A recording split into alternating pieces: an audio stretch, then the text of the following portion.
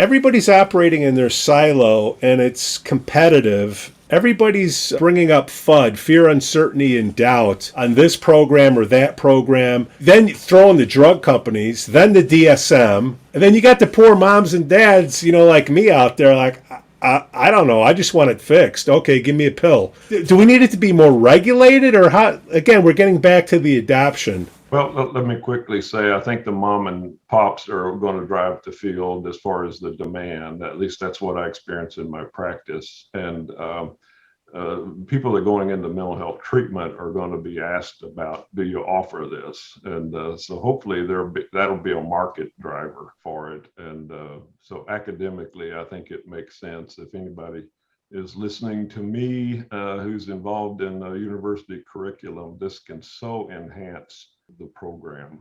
Speak to So, that. Mark, you said that you're training your competition, but actually what you're doing is creating the field's level rising. It's not really competition.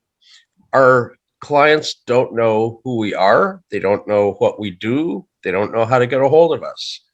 So if you make more people that are doing this, you're raising the profile of the field. It's coopetition, not competition. And you basically end up, I sometimes make the analogy of, if you own an antique store, you don't mind if another antique store moves into the area, because now you're the antique district and people know what to get and where to go and what you do. And so what we need to do is enhance the level of the field and not worry about our slice of the pie radius, but how big the pie is. And we've got more than enough market out there.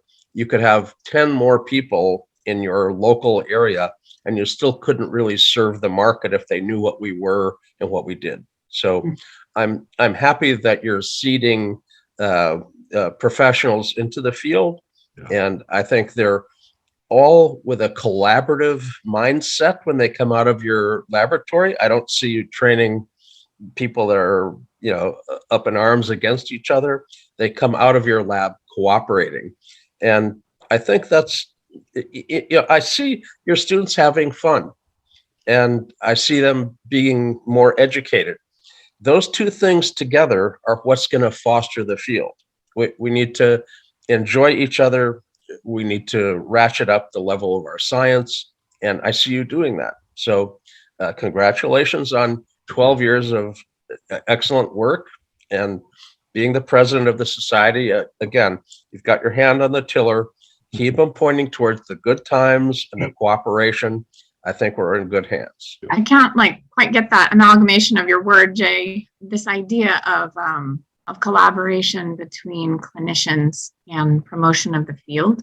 Ultimately, it comes to this idea of what you see, we're a helping profession, and we see individuals who are, a lot of times, especially when they're coming to neurofeedback, if they're parents or they're someone who has used every method, they've used everything else.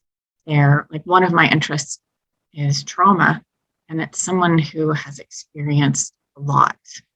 And when you're the idea of competition almost seems harsh to me, because you're a helping profession and you're working with someone, and this is what it is. It's between you and someone who is desperate for help. And so really you're hey, does anyone have something that would help?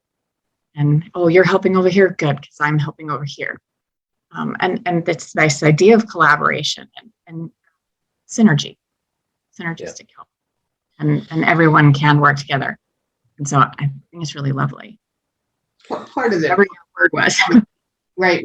Part of the problem is that we get back to the other obstacles that Pete was talking about, and the fact that neurofeedback is yet to have insurance reimbursement puts people into a competitive environment, which is needless. You don't feel like if you're a psychologist in town, you're in a competitive environment. You know that you're people who even have that worry that they won't get reimbursed, or they won't get the call for their services if somebody else comes into town. Have to think of what Jay just said, is that, the analogy that I've used is you have one good restaurant, nobody comes. But if you have three good restaurants, they all come. It's the very same analogy, really. And so it's a systemic problem that keeps people away from this, and it has everything to do with the DSM and with the pharmacological model, and a misunderstanding fundamentally of how the brain works, and just a few big systemic issues that we have to come up against. It isn't a problem inherent to neurofeedback. I once called this the salmon problem, right? That issue in neurofeedback, and what I meant by it was that there are tours that you can take in Alaska to see grizzly bears, and you go on these tours and you go to a river, and there are so many salmon running that the grizzly bears don't turn on each other or on you, right? Because there's plenty of salmon. Well, there's not plenty of salmon yet, and so that can set up a false idea of competition. But the reality is that there are plenty of salmon.